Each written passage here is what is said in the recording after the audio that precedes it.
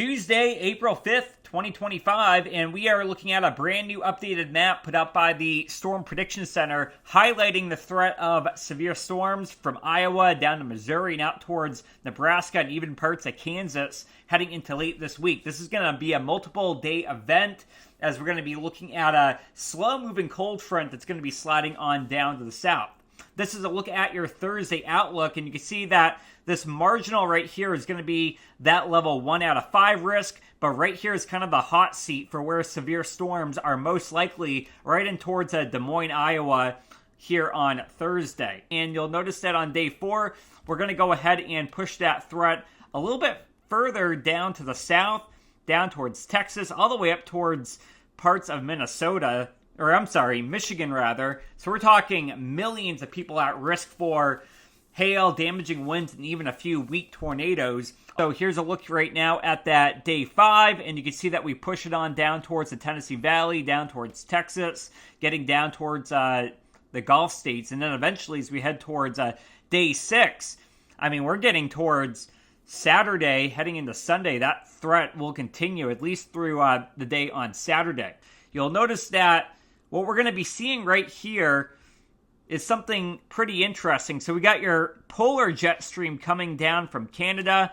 And then out here, we have the subtropical jet stream right here in this zone. All right, so we call that phasing of two jet streams. And where that happens, typically that energy can be transferred a little bit farther down to the southeast. So you can see right here, the energy from the northern jet stream transfers to the subtropical jet stream, and right here we get that jet stream that forms, and then right around here is going to be where we get that rising motion in the upper atmosphere, which will allow those storms to form heading into late this week. And of course, this would be heading into Friday afternoon.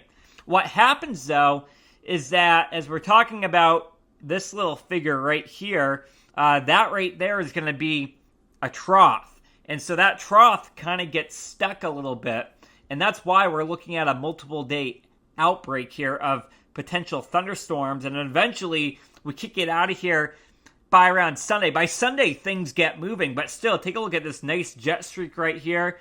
We got divergence, which means rising air from Iowa down towards Missouri. That's why that storm threat will continue as we head into parts of Saturday and, of course, heading into Sunday. Walk you through exactly how the models are configuring everything. And again, as we head into Wednesday, nothing. Thursday, you'll notice that we get some thunderstorms here popping across parts of Missouri and parts of Iowa. This right here, you can see that we're starting to see some showers and storms ignite, but that upper level low eventually will get stronger. And take a look at that low, now a 998 low as it moves off to the east. And now it looks like as we head towards Saturday, technically this is going to be late Friday night heading into Saturday morning. Take a look at this. I mean, this is going to impact millions of people. We're going to be looking at severe thunderstorms possible here across the region.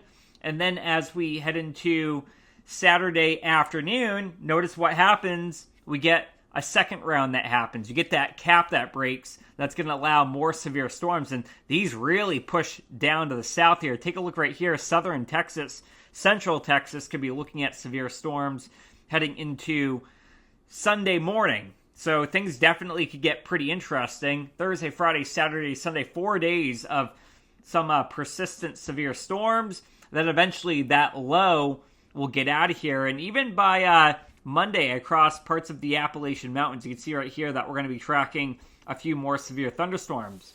All right, that's it for now. Of course, if the Storm Prediction Center either upgrades the threat or kind of regresses on the severity of the threat, I'll be sure to hop on here and update you.